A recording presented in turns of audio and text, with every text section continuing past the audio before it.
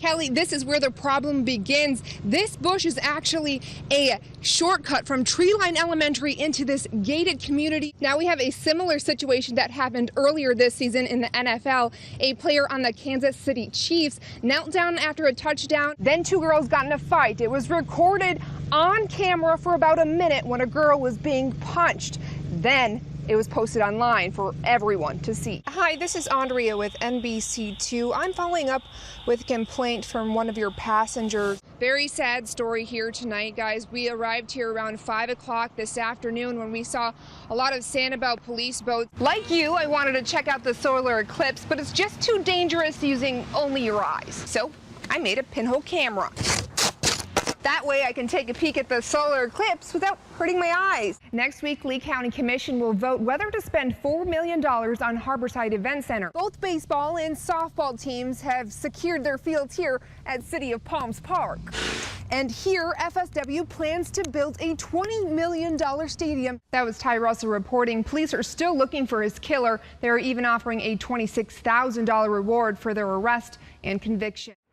The sun is so bright right now, yeah, with the naked eye. There's just something about that Sun's a little bright. big bulb in the sky. Right? It just draws you in. No eclipse yet. These two pulled up front row seats. Yeah, this is a perfect spot to watch. Others just walking by to stare. Yeah, the sun is hitting my eyes. But not into just any fireball out in space. A little on the right edge, you can see a little bit of shadow starting. They're all waiting for the final eclipse of the year. I just wanted to see what it looked like. With only a half-hour window to watch. Well, it doesn't happen every day. Like you, I wanted to check out the solar eclipse, but it's just too dangerous using only your eyes. So I made a pinhole camera.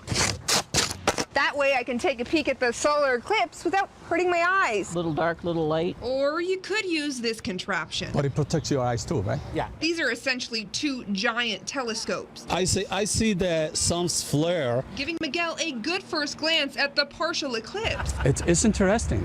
It's not every time you see a solar eclipse. The president of Southwest Florida's Astronomical Society was nice enough to bring him out. We get more information from the total solar eclipse because then we can see the outer atmosphere of the sun directly. Turning Centennial Park in downtown Fort Myers into an outdoor classroom Cloudy a little bit. for anyone who cared to take a closer peek It's red. at that big, bright bulb in the sky. In Fort Myers, Andrea Hubbell, NBC2. 1039, hello, you're on the air.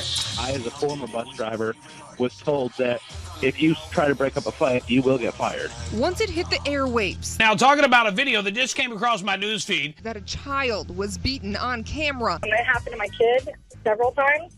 Big Mama's show blew up. The kids were just walking by. The radio host and dad found the video online. Hundreds of comments bullying the girl who had already taken a beating.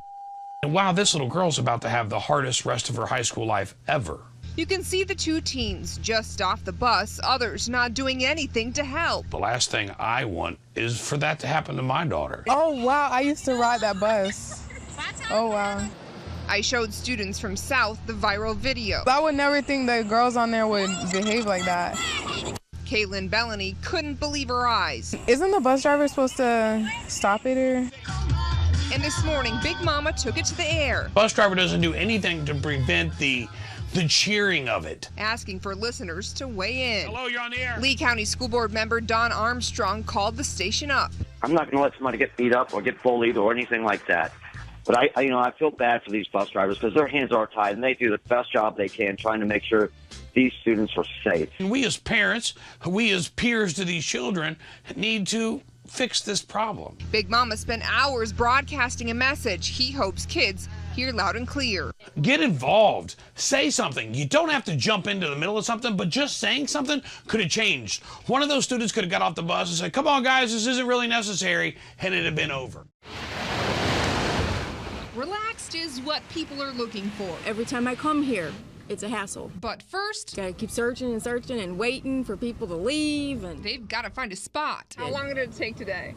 15 minutes, maybe 10, 15 minutes. Okay. I had to wait for somebody to leave. It costs 75 cents an hour to park here.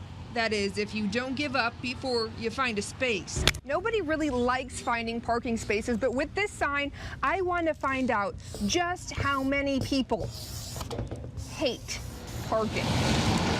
We stood outside for at least an hour.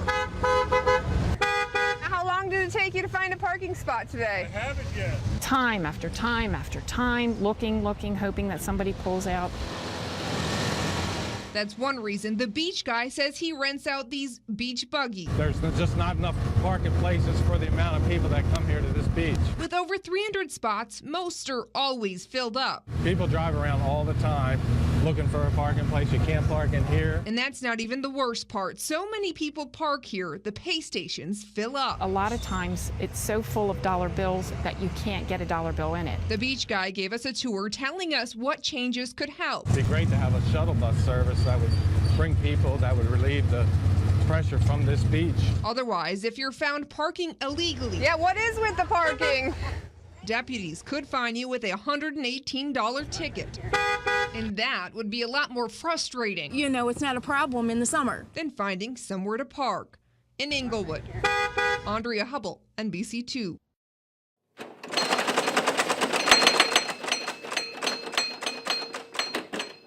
You could call this a pinball clinic, and the doctor is Daniel Spoler. Last thing we want to do is have a machine that's going to break down and then all of a sudden the kids won't have access to it. Pinball is Daniel's biggest operation. Oh, without a doubt. It became my serious hobby. He takes in the bruised and makes them better. It's a labor of love. And while the pinball doctor likes what he does, he doesn't do it for himself. The greatest crime is having a machine that they can't play. We have a lot of machines. That's David Denholtz. We are like big kids. We still love to play pinball. He's one of just 10 other dedicated pinball volunteers. They fix them up and ship them off to different children's hospitals. And they need, something to get them out of bed and get excited, and that's the therapeutic property of pinball, really. At first, it was just one. That turned into 5 pinball machines placed in hospitals. We need to do this for other cities, other states. With donations in the form of cash and parts. We get positive feedback with how they use this as a therapeutic tool. Project Pinball is scoring spots in at least 12 more hospitals across the U.S. I think it's making a great comeback. I really do. In Fort Myers, Andrea Hubbell, NBC2.